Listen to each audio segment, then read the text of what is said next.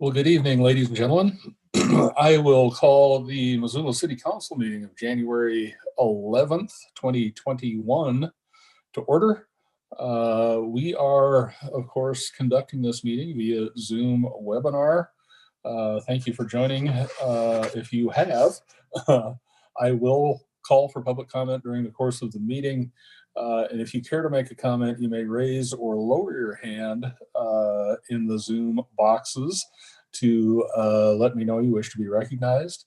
And I will enable your microphone and recognize you, but you'll need to unmute. If you've joined us by phone this evening, you can raise and lower your hand by pressing *9, and you may mute and unmute using *6.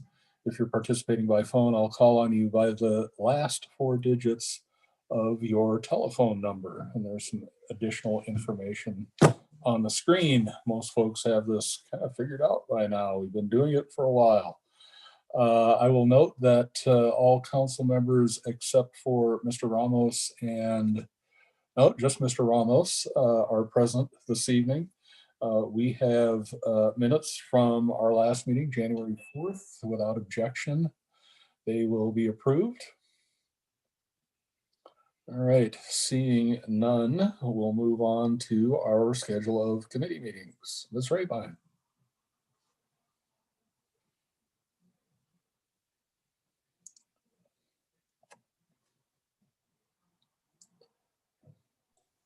You're muted. Marty, you're muted. It was the phrase of 2020, and I'm afraid it continues for 2021. Good evening, everybody. Just for folks who are interviewing audience this evening, I want to remind everyone that City Council does not meet next week, Monday. That's Martin Luther King holiday. And so tonight we will be setting up committee meetings for the coming 2 weeks, and we have a change in the schedule that is posted online. So I'll be updating that after the meeting and reissuing the committee schedule. So meetings on Wednesday, January 13th. These meetings are all being held via Zoom webinar, just like the one we're on right now. Here's the schedule. The Land Use and Planning Committee will meet from 9:30 till 10 a.m. Parks and Conservation will meet from 10:15 in the morning till 10:45. Late breaking request from the Chair of Public Safety and Health Committee is to reschedule the item that's there for February 3rd, so that committee will not be meeting. That means we can move Public Works Committee, I hope, to 11 o'clock until 12 o'clock. And Administration and Finance will go from 12:30, from 12:30 until 1:45. Actually, let's make that going from 12:15 to 12:30 and just end there for the day. And the following week, January 20th, the Land Use and Planning Committee will meet from 11:15 to 12 o'clock. All those meetings are being held, as I said, via Zoom webinar. In order to find the information to join these meetings, you can go to the city's website. Just Google the City of Missoula. We're right there at the top of your search results. Click on that meetings button in the middle of our page, and that will take you to all of the agendas for the city's boards, commissions, and city council. And the link information to join this meeting or to call into it is on the top of all of the meeting agendas. Thanks. Thank you, Ms. Rabine. Any changes to the committee schedule? All right, seeing none, we'll move on to the public comment portion of our agenda. This is your opportunity to comment on items not elsewhere on our short agenda this evening. And if you are an attendee this evening and wish to comment now, please raise your hand. We have only one attendee this evening, and I don't see a hand there for general public comment. So we will move on, ladies and gentlemen, to our consent agenda. Items here were approved unanimously in council standing committees to be placed on this agenda to save a little time on Monday evenings as we consider these items all at once. Ms. Rabine will read the list of consent agenda items, so those in the audience will know what we're considering. We'll take comment on these items before we vote as well. Ms. Rabine. Thank you. Tonight's consent agenda has 3 items. The first, as always, is to approve claims, which are the city's accounts payable. And this week, they're in the amount of $1,347,017.87 for checks that are dated tomorrow, January 12th, 2021. Number 2 is to confirm the mayor's appointment of Chris, I hope I say this right, I'm going to say Surgeonor, to the Bicycle and Pedestrian Advisory Board to fill a vacated term beginning immediately and expiring the term, not the appointee, on September 30th of 2023. And sorry, Chris, if I mispronounced your name. And finally, number 3 is the confirmation of police officers Callie Matt, Scott Rouse, and Joseph Harris. Thank you, Ms. Rabine. And as council members know, we typically see these officers live and in person before the confirmation and learn a little bit more about them. Zoom has made that impractical, so we won't be doing that this evening. Questions or comments from council members with regard to consent agenda? All right, seeing none, anyone in the audience care to comment on the consent agenda? Seeing none, we will have a roll call vote.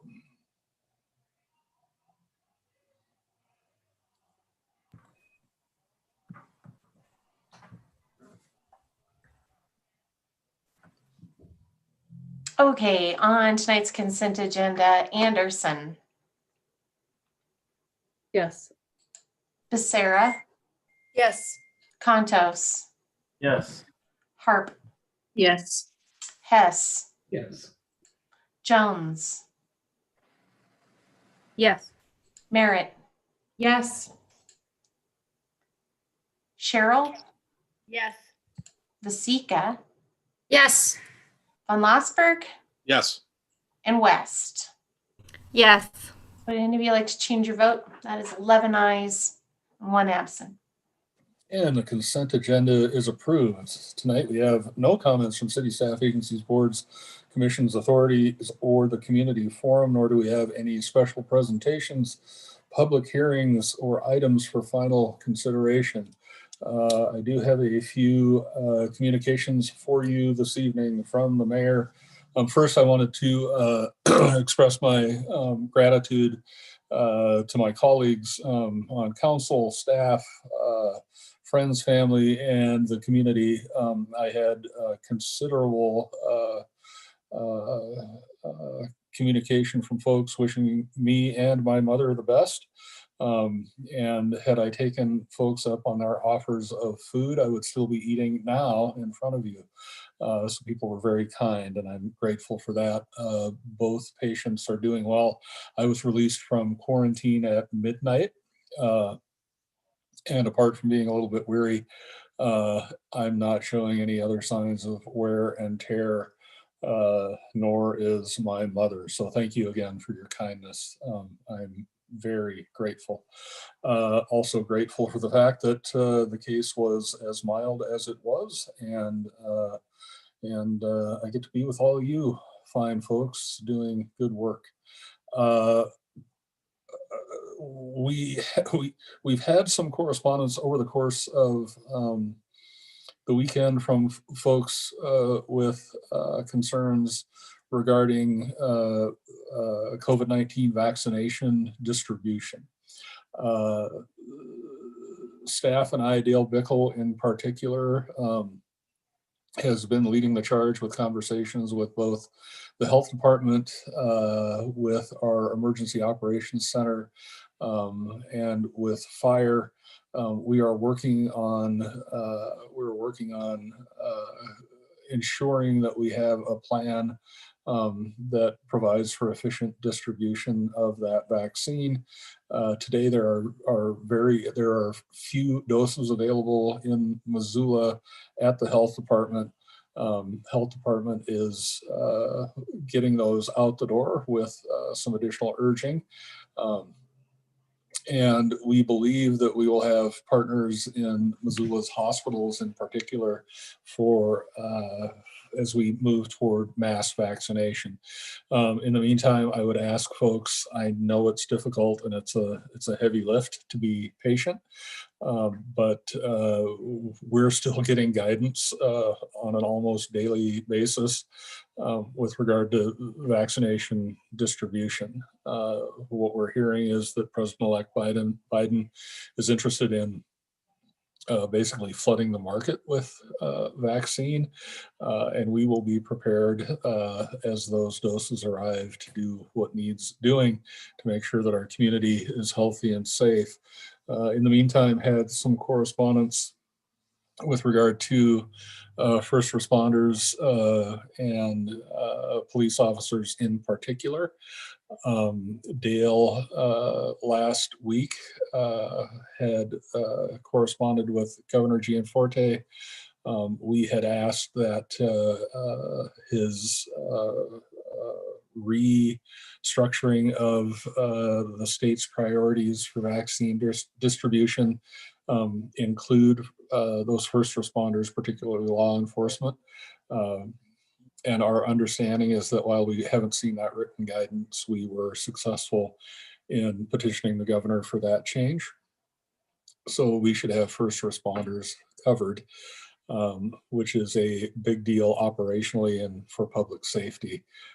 So that's a quick update with regard to vaccine.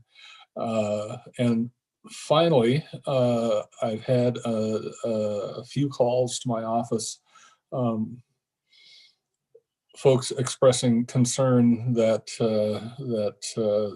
some of the unrest and insurrection that we saw in the nation's capital last week might be finding itself playing out in local jurisdictions.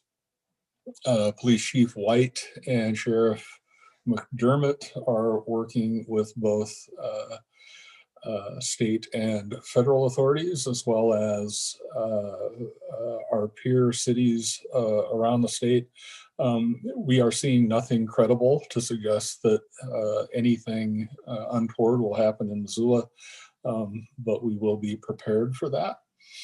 And I would also like to note that that volunteers quickly cleaned up a Nazi symbol that was on the side of a hill in Missoula, Montana, where our peace sign usually sits. And I would like to note for the record here that whoever engaged in that activity, there aren't many of you, and you're never going to win. So you hate all you want. We'll be here with love, and Missoula will not be a home to hatred, bigotry, or violence. We're prepared to deal with that head on, as we always have been. With that, we'll move on to general comments from council members, and we'll begin this evening with Ms. Harp.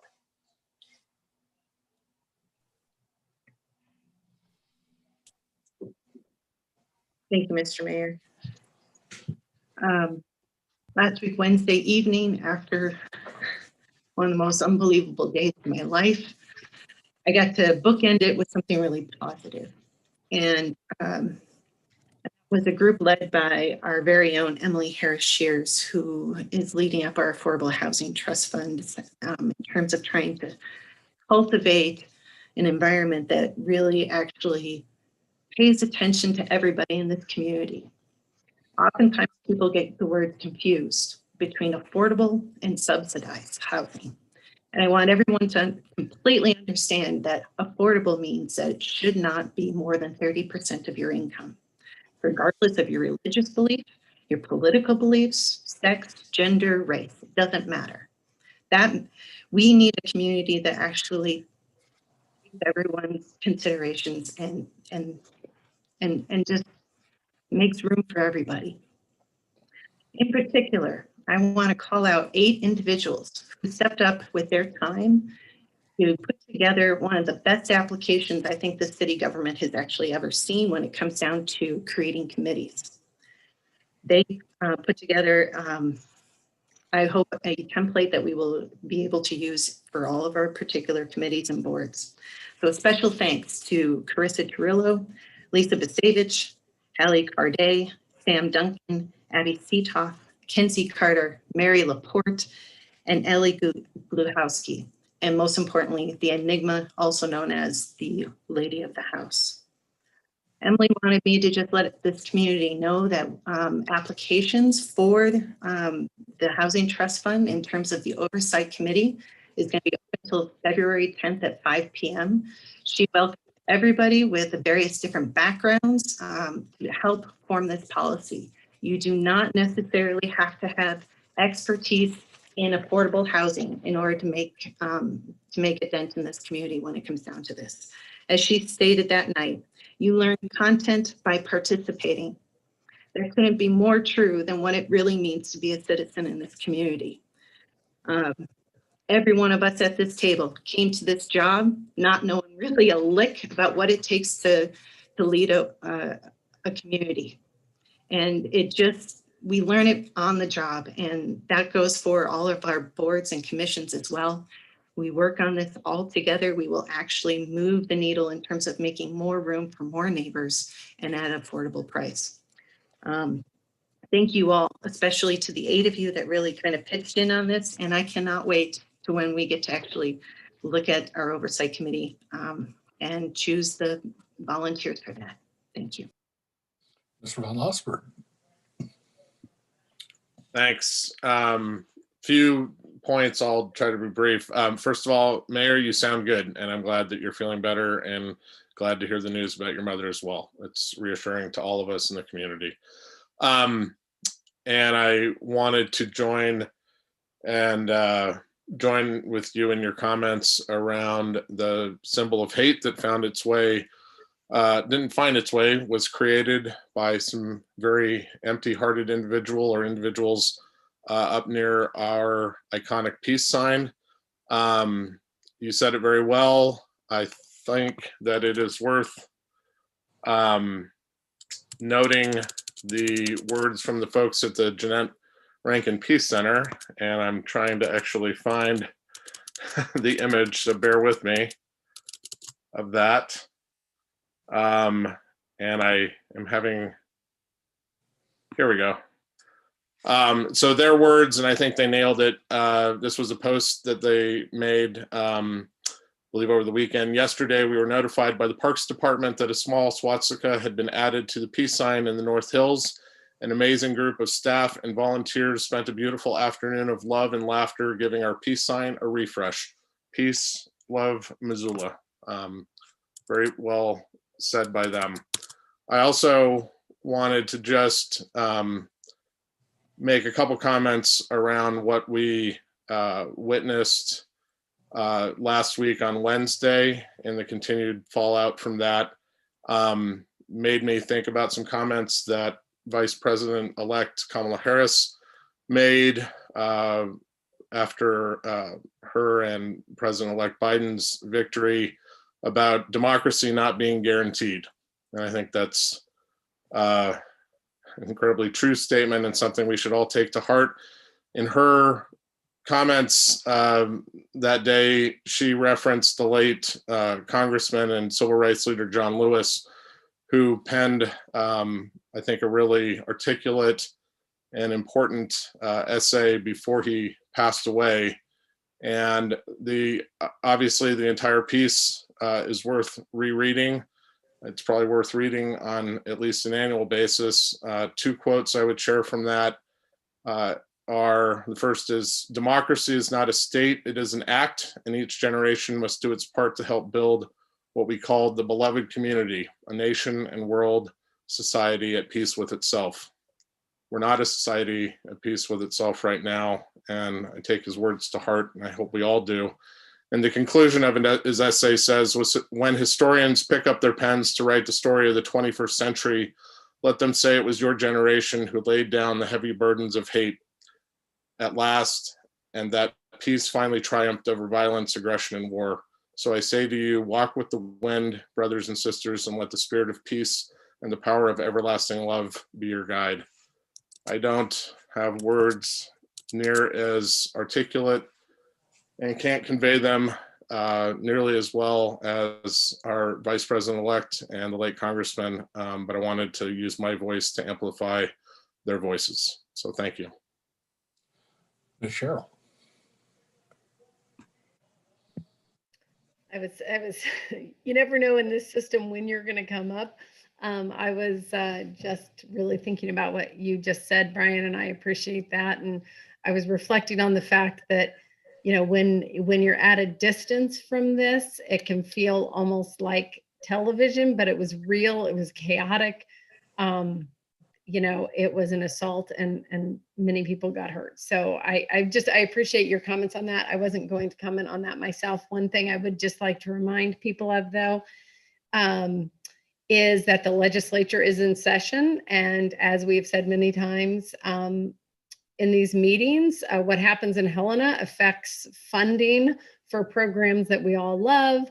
It affects you know, all the legislation they make can affect what we are able to do locally and what different areas we need to fund from local taxes as well. So please, you know, the bills are coming fast and furious, and I just urge people that are paying attention to city council to also pay attention at the statewide level. They have a system similar to this. I think you have to normally to testify and give public comment, you need to sign up a day ahead instead of just logging on for most committee meetings. But I really would, they have a website that's, I think, pretty easy to manage. And I would suggest that everyone pay attention to what's going on at a statewide level as well.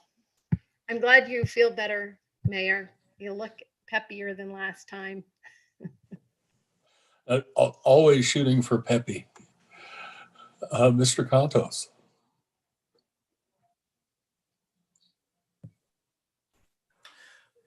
Just that it's good to see you. A lot of things are doing well for you. I have nothing else. Thanks. Thank you, sir. Ms. Vasika.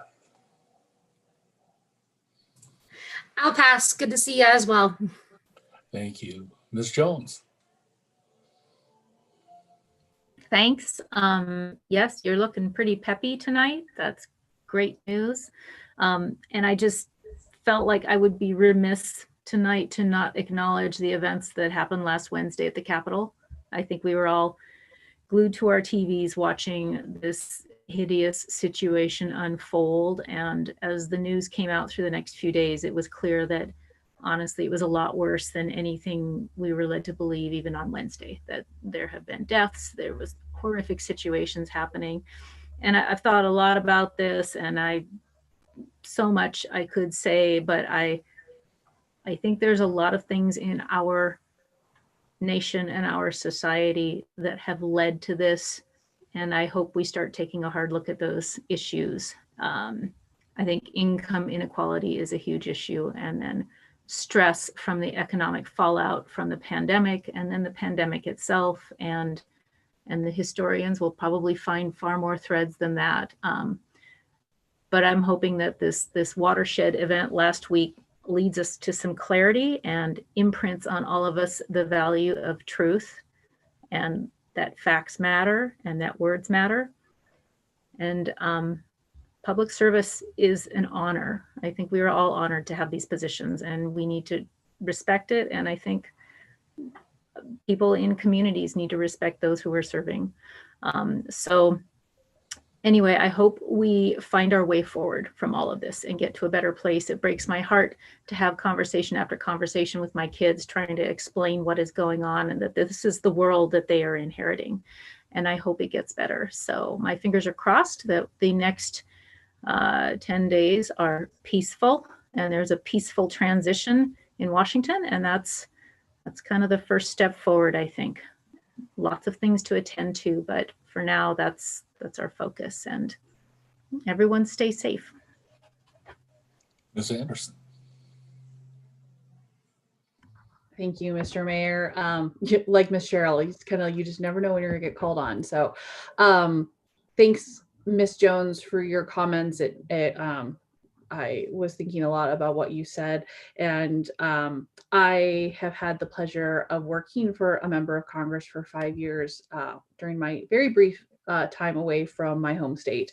And watching the events of Wednesday were heartbreaking because I know that those are people behind those titles and the desk and the building, that they're human beings just like you and I, and for the terror that they must have felt during that time, it broke my heart. The peaceful transfer of power is the thing that sets us apart here in America, and we really saw that sort of ideal be assaulted in front of our eyes. And it wasn't a movie, it was real life, and people were hurt. And 2 Capitol Hill police officers, Officer Liebengood and Officer Sisnick, lost their lives because of it.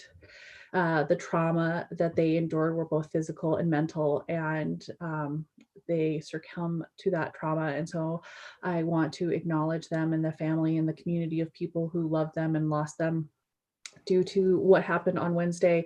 And I think it's an excellent reminder that our words have power, even here in, the small place like Missoula, Montana, and the little, imprints we have in the communities we have. Words have power.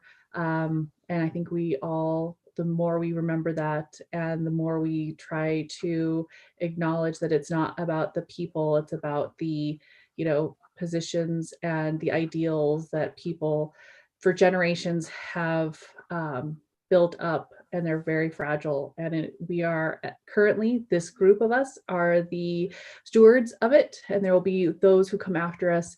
And to leave it better than we found it is just a good motto for not only public service, but life in general. So yes, thank you for those of you who made comments about it. And I will continue to hope and pray that we will be the democracy and the government and the representative of the people that this country deserves. Thank you. Ms. Merritt. Thank you, Mayor. It is good to see you. It's hard to find words that haven't been said already about the atrocities that we witnessed on Wednesday. But I'm been thinking along the same lines of the ideas that Ms. Jones and Ms. Anderson just expressed, that our words matter. It matters when elected officials tell lies and support concepts that have no basis in fact. It matters. There are consequences, and that's what we saw on Wednesday, was the consequences of people in positions of power irresponsibly using their words. And I hope that we can see an end to some of that, and we've seen that here in our own community, where words have caused people real damage. And I want to see an end to that. I want to see us have some facts that we can all agree are real. So I hope that as we move forward through 2021, that we will be on a path of healing, and where we can find that facts that we can agree on. Thank you all very much. Ms. Becerra. Thank you, Mayor. It's good to see you achieving a healthy level of peppiness this evening, but your mom is doing better too. Thank you for your remarks regarding the repugnant display of hatred left on Waterworks Hill. It was infuriating and disheartening to know that that's happening here, but humbling and reassuring that doesn't have a place in our community, by seeing the volunteers quickly dismantle that display. So it gives me hope that we're going to be quick to react when something like that happens. I just want to echo what everyone has said regarding the events that took place in Washington, D.C. I grew up in a country with a lot of political turmoil, a coup. And I have to say that Wednesday kind of reminded me a lot of what I experienced growing up. And my hope is that we can become more tolerant and respectful, because we have to look at other countries around the world that have taken this path and where all the suffering that has caused. So my hope is that we don't have to go there, that we can learn from history and recalibrate our values and move forward. So thanks for the opportunity. Mr. Hess. Thanks. I'll just say that I appreciate my colleagues' remarks and stand by them, and a lot of good remarks tonight, and thanks for those. I'll pass. And Ms. West. I also appreciate all of my colleagues' remarks, and wanted to especially echo what Heather said and encourage folks to apply to be the, I guess, first members of the Affordable Housing Trust Fund Citizen Oversight Committee, and also remind folks that we have additional boards, including the Parks and Recreation Board, that are currently looking for members. So check out the city website and apply for those spots. Thanks. And thank you all. We will move on to the committee report portion of our agenda.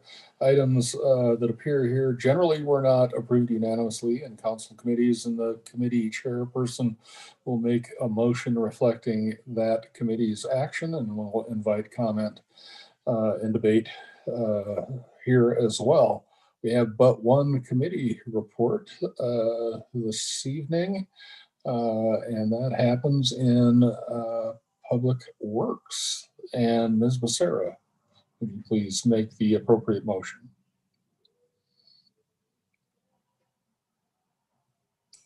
Just 1 second, please. I was not ready.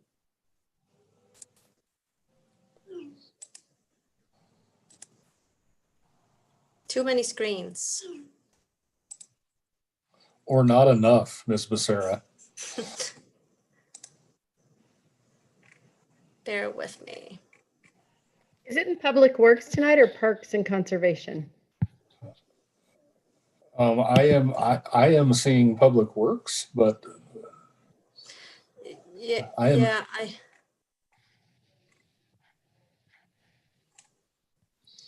This is Marty. Point of order. It is in Parks and Conservation. yes. Okay. Okay. Thank you. Great. Well, in that case, Ms. Cheryl. That was a test, Mirta, to see if you could.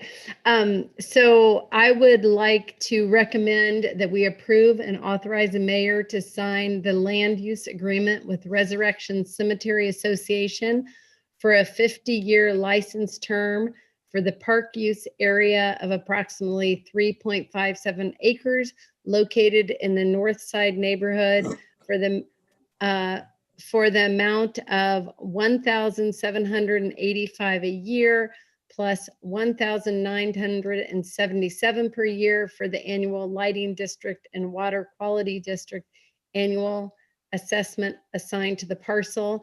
And Mayor, if you would allow, I would like for Donna Gockler of Parks and Conservation to give us a brief summary of this. Happy to do that. Ms. Gockler. Thank you.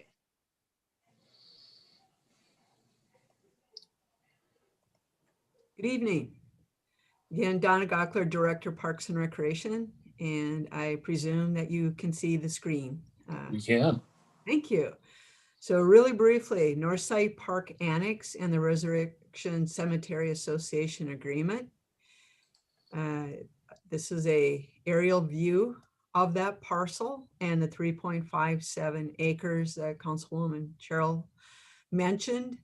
It is adjacent to existing Northside Park, and there is a small corner in the northwest portion outlined in blue that would be retained by the Resurrection Cemetery Association, where the sexton office and related services that serve St. Mary's Cemetery to the north exist. In the southwest corner is the largest and perhaps most valued, most used neighborhood community garden managed by Garden City Harvest. The ball diamond that's been there for years has many, many stories and much nostalgia and history centered around Northside and Westside neighborhood life. And our goal is to look at both of these parcels and to actually retain this for the next 50 plus 2 20-year additional terms in order to help us serve the North Side residents. So a few little bit of information on the terms. It is a 50-year term. It has 2 20-year renewable periods. It is 3.57 acres for a total of 3,762, of which more than half are lighting and conservation districts. It does include a valued community garden. It meets multiple city goals, equity, health, as well as some equality, if you will, in investment. The North Side and West Side are some of our lowest level of service in parklands. And because as a community, all taxpayers contribute to all parks and their maintenance, view this as a investment in equality and an investment in equity health. It does support housing and infill. One of our goals on the North Side and the West Side and through much of downtown, of course, as well, is that we increase the density of housing.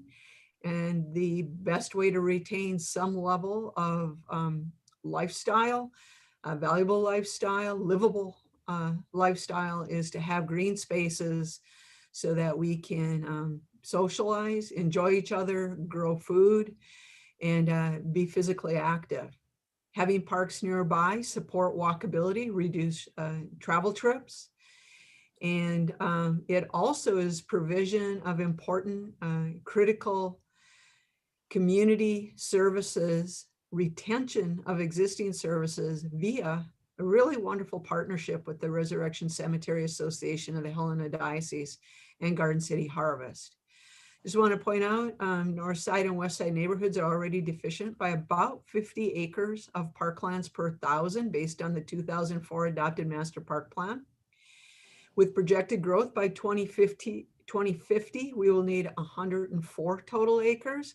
So I'm strongly encouraging council to support that we at least retain existing level of services. And very importantly, the land has been maintained by the city, but one of the challenges is that we don't technically own or have legal interest in the parcel. And so that brings to question all sorts of things. And we really believe that it's critical to not only preserve this land, but to have legal authority to manage and allow the public to use the land as though it's a park. And so the recommended motion was already shared with you. And I just wanted to give a huge shout out and thanks to Jim Carney, the Resurrection Cemetery Association and the diocese, and the many, many folks in the city and the support from the neighborhood for proceeding with this and securing these lands for many, many years to come. Thank you, Ms. Gockler. And I will take a moment to sing Ms. Gockler's praises. This is the culmination of many, many hours that Ms. Gockler has invested in conversations with the diocese and the Cemetery Association to ensure that this valuable asset to the North Side continues to be a public asset. She has been relentless and tenacious and got something done that I'm not sure we expected would get done. So lest you think that that this was a piece of cake, it weren't. And Donna deserves a huge amount of credit. What this does is allows us, as Donna suggests, to make some investments that we haven't been comfortable making. Again, because we sort of had a back of napkin handshake deal on this land. And the formality of our agreement allows us to make some long-term investment there and ensure that that investment will serve the community for many years to come. So congratulations and thank you, Donna. I would recommend you take the rest of the day off. There is a motion that's in order. Discussion on that motion.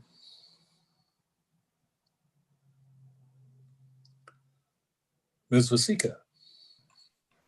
Thank you. And thank you to Donna and everyone who put in the effort to make this deal happen.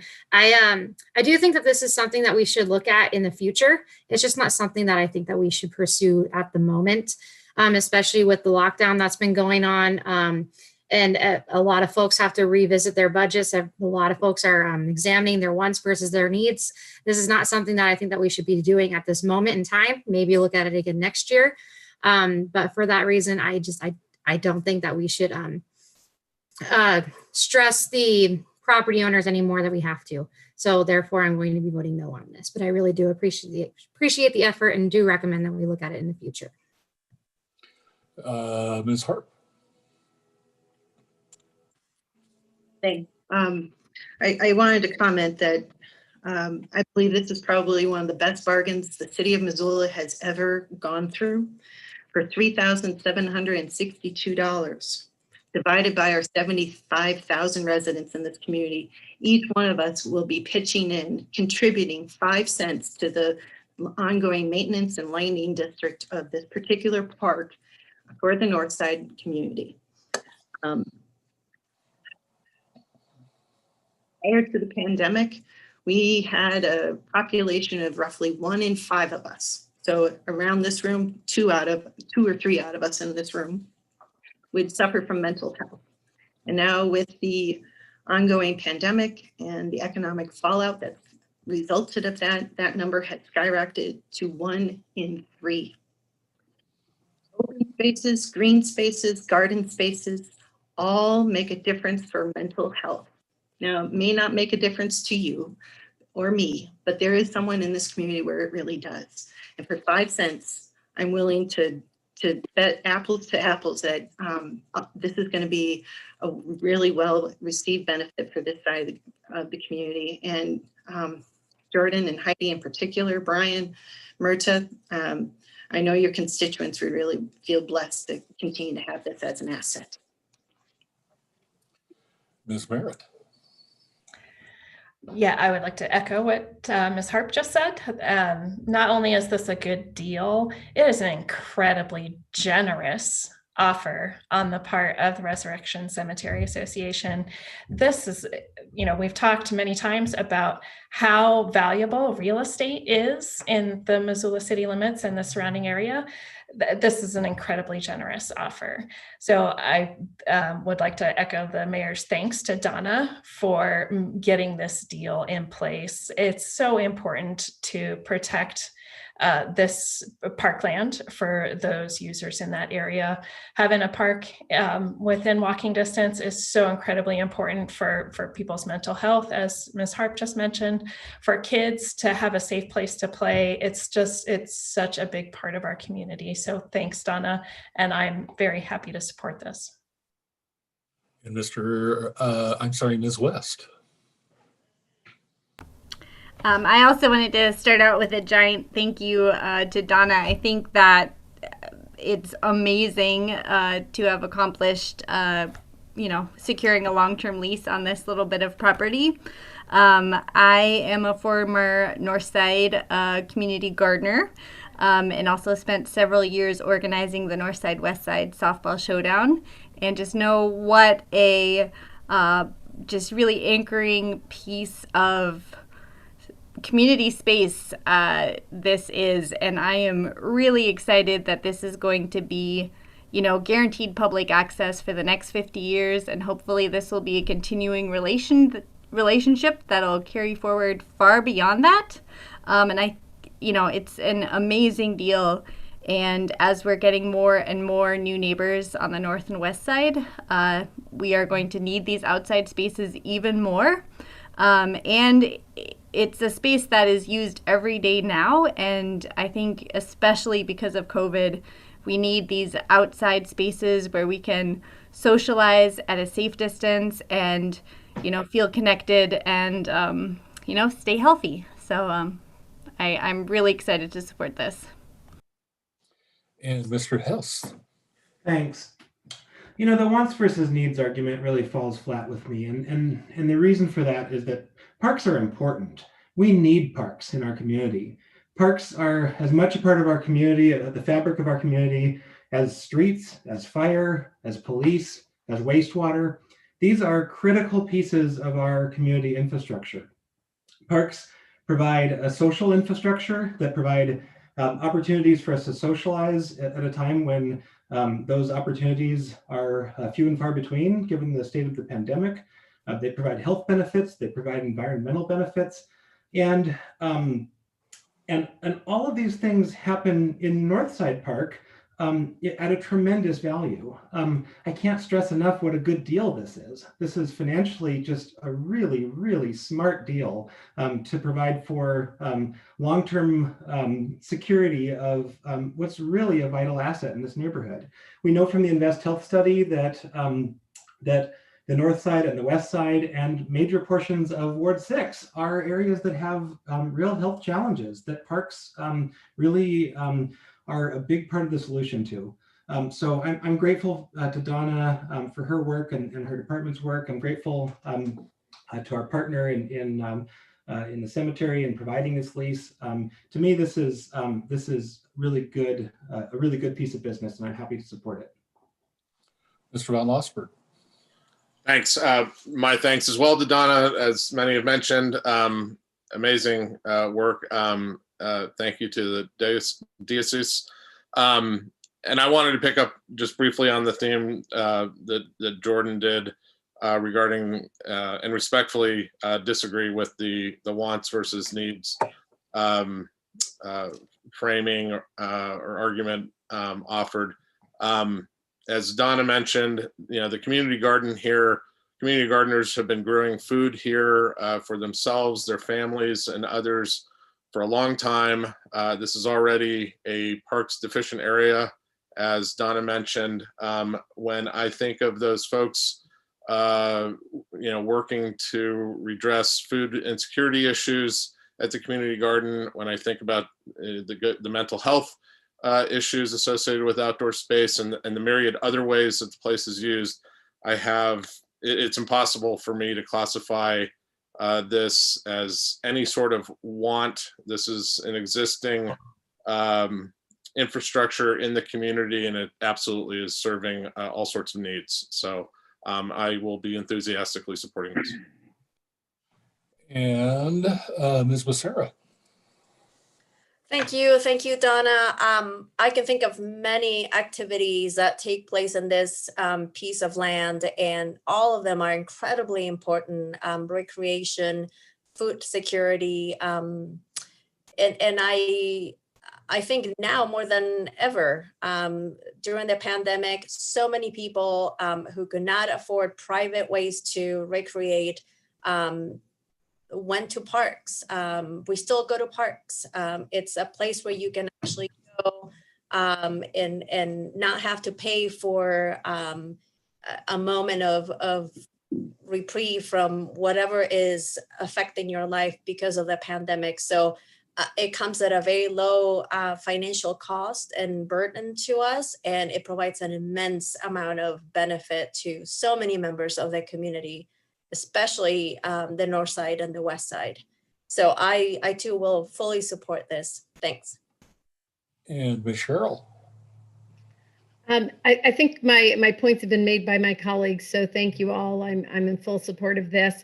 I also just wanted to add my thanks to Donna and to the diocese. I know this took a while. It is a great deal, so thank you for that. It is a great asset for that part of our city. I would be heartbroken to see those gardens be taken away and the areas that the kids are playing being taken away. And so I'm just really supportive of it. And thank you, Donna. Thank you for working late, and please give our thanks to the diocese, even though we got to thank them a bit on Wednesday. And council members, if you would lower your hands if you're not interested in talking, so I don't call on you a second time, I would be grateful. And who is left who still wants to talk? Ms. West? Nope, Ms. Vasika. Thanks. And I just wanted to say, I agree with everyone. Parks are very important. This park's already being used by the public. The gardens are already being used by the public. The field's already being used by the public. I don't think it's going to go away in the next year. I just think that we should postpone this until next year. But this is going to pass anyways. So I really appreciate all the work that everyone's been doing. I'm still just not going to support it. Thanks. Right, seeing no further discussion, we have one hand up in the attendees box. And I can make it work here.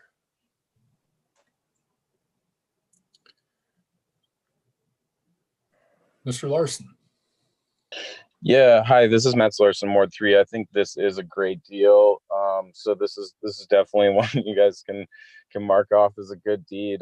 This is a great park, and with all the development that's been going on in the north side, I think it's definitely needed. If this does anything to secure it for that duration of time, then of course, hats off to everybody involved in that. I think the greater wants versus need arguments is definitely applicable in Missoula, in the city. I mean, just tonight we approved 3 new police cars for the chiefs to ride around in, at the tune of about almost $50,000 a piece. These are just examples of how stuff is not really shown to the public. The core budget is not really like given to the public at all prior to budgets being passed, and stuff that the public wants to be addressed in the new expenditures is just shifted over to the CIP expenditures when it's found out.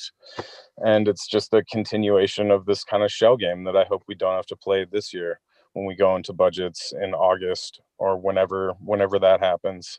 So I congratulate you all and appreciate your remarks regarding.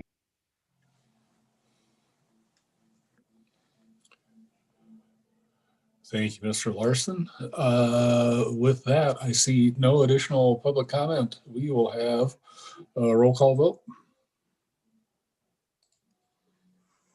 All right, Becerra.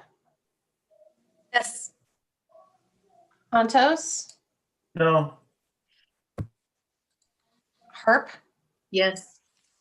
Hess. Yes. Jones. Yes. Merritt. Yes. Gerald. Yes.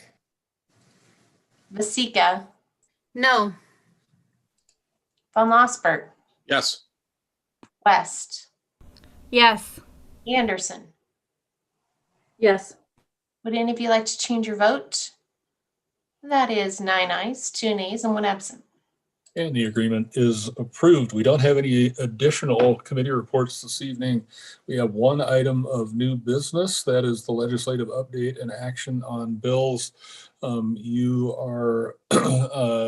received, and it is linked to your agenda, the report from our lobbyist, John McDonald, and staff has been engaged all weekend, through the weekend in many cases, following as I believe Ms. Cheryl described it, fast and furious delivery of bills and consideration at the Montana legislature. We will be continuing through the session under new business, providing this opportunity for you all to ask questions, some of which we won't have answers for this evening as things are moving along, or to suggest action on a variety of bills as they appear before you. We did have a staff and Councilman Von Lossberg and Councilwoman Jones joined us for a meeting with the Missoula delegation of the legislature at noon today for us to do a quick review of that which we are interested in, which is I think we've made pretty clear through our work with the Montana League of Cities and Towns.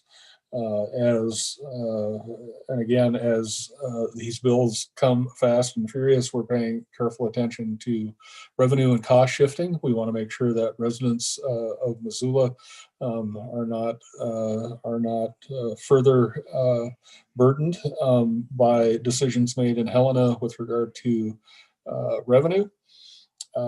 We're very interested in maintaining local control, which is a key tenet of the Montana Constitution. And we will continue to monitor pretty relentlessly and weigh in. With that, happy to hear from any of you regarding any of this. Mr. Von Lossberg. Thank you, Mayor. Just wanted to mention to everybody and get on the record. I requested to the mayor that the city oppose HB 112 and HB 113. The mayor concurred with that, and I think that Jessica will be working to record that in our legislative tracker. I just want to quickly mention that these are anti-transgender bills. I think it's important to note Missoula's role in being the first city in the state back before I started serving on council to pass a non-discrimination ordinance. And these bills certainly conflict with that spirit and ethic at a minimum. They're also bad policy from the standpoint of small government, which I know appeals to a number of folks, and they cross into jurisdictions that the state really has no business being in. I want to specifically thank Dr. Wilson, Lauren Wilson, for her advocacy in this area alongside many others. And happy to provide additional details and appreciate the city being in opposition to these. Thank you, sir. Ms. Merritt. I just want to echo Brian's comments there. It's really important that we oppose these bills that would just devastate transgender youth especially. And as Brian mentioned, this is opposing these bills is in keeping with our non-discrimination ordinance. Thank you. Seeing no additional hands up. I don't think I'm missing anyone. Oh, I had a quick question, Mr. Mayor. Oh, yes, ma'am. We're not voting on that tonight. I haven't had a chance to read those bills. Or are we? How does that work? No vote to be taken tonight. Okay. Yeah. All right. Seeing no additional commentary, we will keep you posted as the game proceeds. With that, ladies and gentlemen, we have no additional new business. Are there any additional items to be referred this evening? Seeing none. Any miscellaneous communications, reports, petitions, or announcements? Seeing none of those, as always, ladies and gentlemen, I am grateful for your service, and we will be adjourned.